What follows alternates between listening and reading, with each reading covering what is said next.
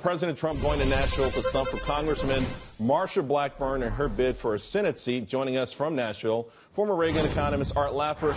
All right, Art, we know it's a tight race, but we also know that Congressman Blackburn has come on pretty strong here in recent polls, local polls. How much will President Trump have an impact? How much of an impact will he have? Well, he's already had a huge impact on Marsha. I mean, she's been the Trump representative in Washington. She's carried the heavy load for the president. She's done so much on the tax bill and on all the good economics. She's just the most fantastic congressperson you've ever seen, and she will be our next senator. She's just great, and I think she'll win by a fairly sizable amount.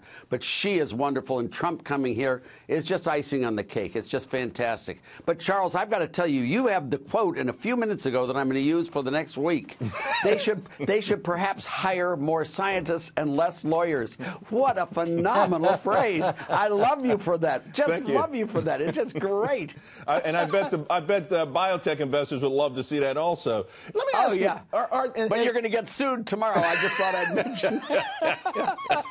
Well, I may have to call on your expertise then. I know you're an expert witness sometimes. Hey, help me out with this, though. I know Nashville had a mayoral election last week. Carol Swain, who was polling at 9%, came in at 23-24. I thought that was something of a moral victory for Republicans, particularly considering Nashville, I guess, has become more liberal. But why is that state looking like a tougher race these days for the GOP?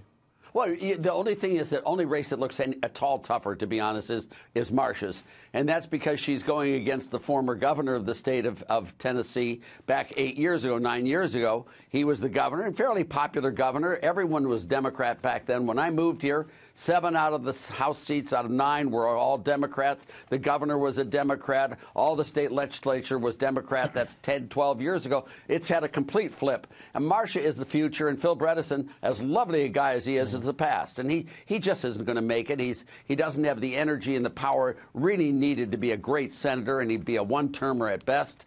And Marsha's just got all the energy, all the ideas, all the correct ways of thinking, and she has done so much, I mean, Charles, to make this state and this country a better place. I can't think of a better senator than Marsha Blackburn will be. Yeah, I have to admit she is one of my favorite people in Congress. She's just fantastic. Yeah, absolutely, absolutely. And what a lovely person besides. On personal level, she's just really very, very nice. Yeah, and the work she's doing on opioids, I think, is fantastic as well. I agree. Thank you very much. Appreciate it. Thank you, Charles. Thank you. And I've got your phrase. Just remember that. You got it. Thanks. You can copyright it if you go quick. All right, I'll try. It's a 3-hour show.